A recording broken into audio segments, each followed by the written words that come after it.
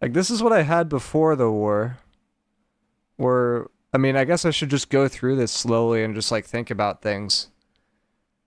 Uh, God, if I'm gonna do it off of what we ran in the war, we ran a hatchet healer in group one.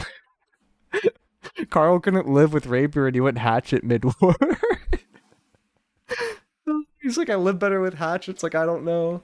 Like, I actually, like, I don't have a great idea of what the current war roster meta is because it seems like it's really in flux and people are experimenting a lot, but I can kind of go off of, like, what I saw.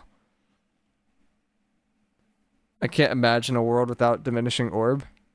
I mean, the other thing that you can do too if you go Voidblade, this is the way I used to run Voidblade, is you go Orb Decay, or you go Blade, Orb Decay, and then you go Scream, and if you have diminishing orb on your Void Gauntlet, then you no longer, like, really need Oblivion, but Oblivion's still a really nice thing to have. Uh, but they had, like, this was a Blade right here. Like, this was a Void Blade.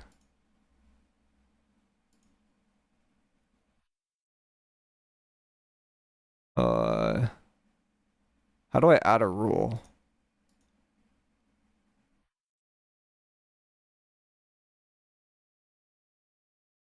Template P10 equals specs. Where is specs sent? Oh. Oh, you can do that? That's so cool. Oh my gosh, Jordan, you're a smart guy because Jordan made this sheet too. I feel like I keep shouting out Jordan today. But they ran a blade on both tops, which blew my mind. I'm pretty sure on blade you need to run Stoneform or else you're just fucked. Because of you don't have grit. But I think they ran vines though is the thing. I'm pretty sure he ran vines. Let me ask him.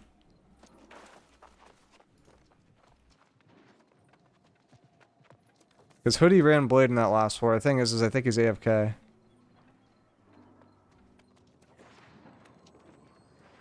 Yeah, he ran the Voidblade perk.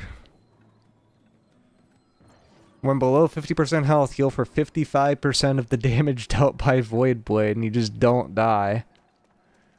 That's... That's a thing. Okay.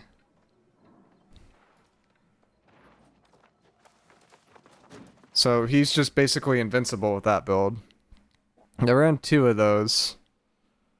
They didn't really go Sword and Shield Hatchet. Like, that replaced the Blade slot. So they probably did, like, two Fire Staffs. But you still do the Warhammers. That's what they were running. The VG Flail, no one is running. People are running the BBIG. I still think you need a Flail VG, at least one of them. I think that Oppo is a little bit more important to run it.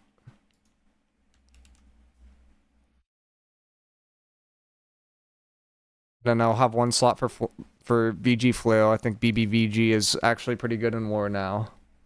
BBVG, like, it chunks. If you don't deal with it, it chunks. The thing is I think BBVG is slightly better at the... on the left. On the right, I think SNS Hatchet's slightly better.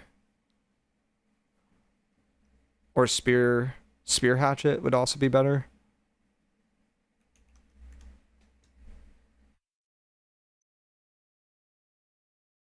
The idea behind that would be normally if you have a war roster, it's like split and so on your strong side I think you want your BBVG, on your weak side I think you want your Sword and Shield Hatchet. Like your weak side you want the Hatchet, or strong side you want the VG. Which I guess depends if you're on attack or defense, right? Because, like, if I'm doing this from an attack roster standpoint, my bot right quad is the weak side, but from a defense standpoint, my bot right quad is the strong side. So it's like, this depends.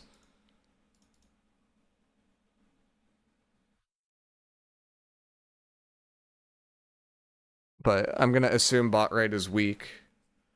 Sword and Shield Scorpion, I still think is a thing. Great Sword is a thing, but they aren't really using it on Fresh right now. And the reason why they aren't using it on Fresh right now is because no one has Serenity yet.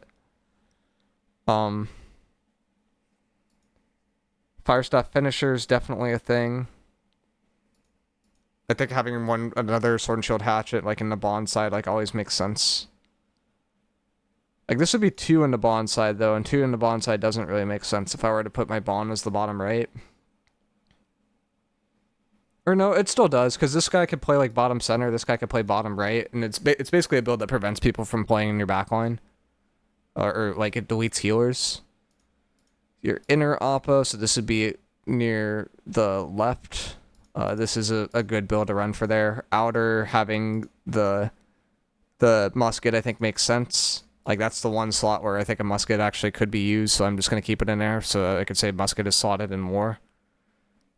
You don't do too many scorpions on the inner, you only do 1 scorpion on the inner. I think one of these slots could be a great axe too. SNS Great Axe is something that people are starting to use, so we're kind of just going rainbow with this, to be honest. We don't know exactly what is meta, but I'm trying to put all the builds I've seen being used in war. Musket VG isn't really used in war, but I think it can exist in war, and I'm pretty sure EU would use it, but NA wouldn't. And I just want to give that representation because I think it actually could exist.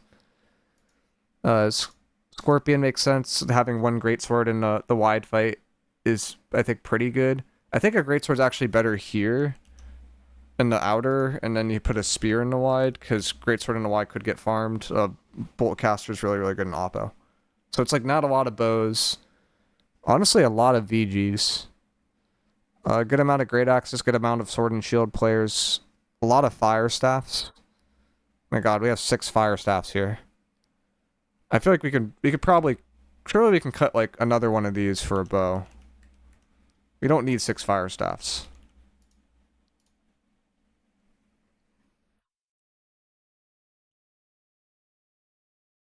Life staff can go hatchet or it can go rapier. I have one that's on hatchet here just because I know Carl went hatchet. I think we had 2 life staffs go hatchet and I don't know which ones it was. So something like this seems like really chaotic in terms of the flex slots, but the high level is bruisers are still locked in. They still have their slot. The world did not end. They just use the Warhammer more than the Great Axe now. The only thing that changed is like Path of Destiny clumps actually makes sense because it prevents people that don't have Stoneform on, like they actually get staggered. Like it actually might be tech for some of the like the point players that are on Great Axe Warhammer to start going Stoneform. And the reason why is so that you can get Stoneform during your combo when you're actually hitting a crash. So maybe I'll show that in this look too. Maybe have 1 or 2 of them on detonate, but at least one of them pulling people in.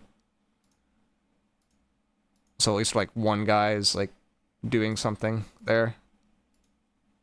It's like if this guy's your engager, for example, this Great Axe Warhammer's your engager, you put your engager like on Stoneform, like if this is Whirlwhip, I'd put Whirlwhip on Stoneform, I'd put the other guy on Detto.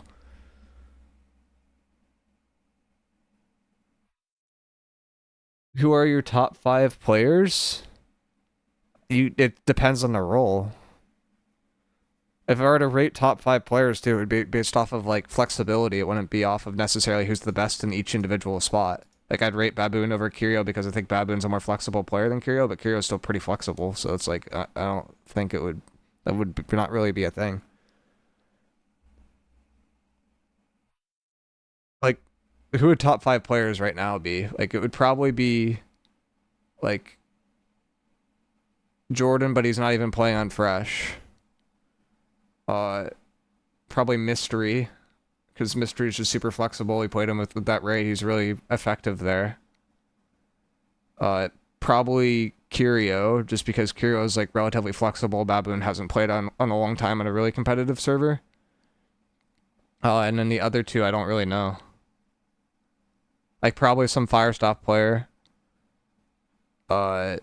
That's pretty good. There's a couple that I know, like the old ones, but I don't know the new guard of Firestaff players, and probably be like one that's like the best bow player at the current time, but I don't know the new guard of bow players.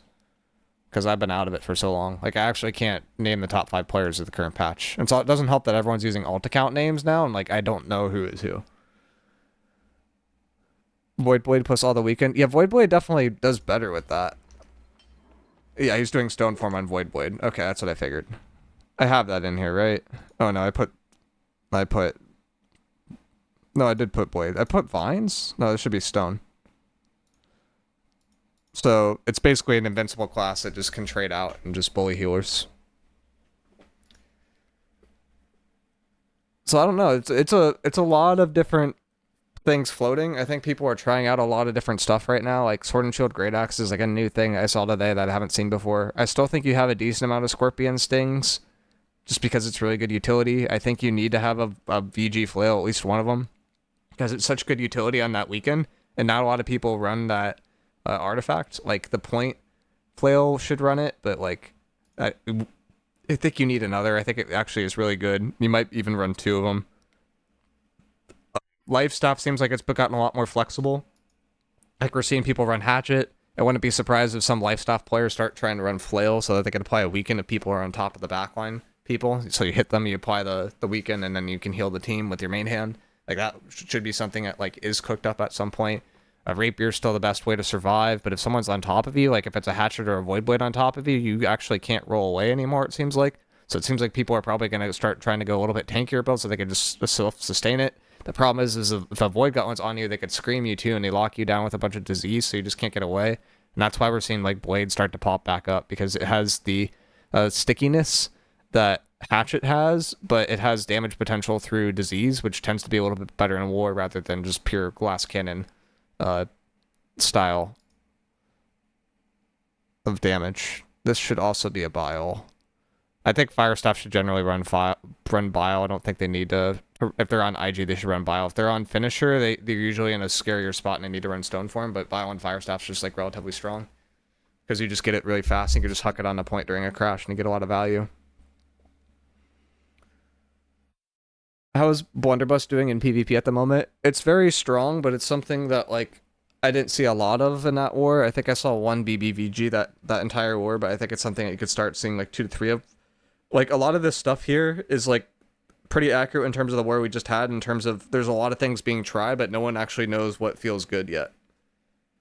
So it's a lot of experimentation, and like no one really knows. Like Musket VG, that's not something I saw tried in that war, right? But what does Musket VG do really well? It pierces people. You can literally collapse people. You could hit multiple people with the musket and the VG dot, and it does a ton of damage. So if you could set it up, it just like owns in a certain spot, so it's usually used on the oppo side. It's crazy how many people no hand hatchet. What does no hand hatchet mean? I mean, like people are just running hatchet now. Like it's like becoming a thing. Like finally, like it was rapier for a while, but rapier doesn't live well enough versus some builds, so people are starting to go hatchet again.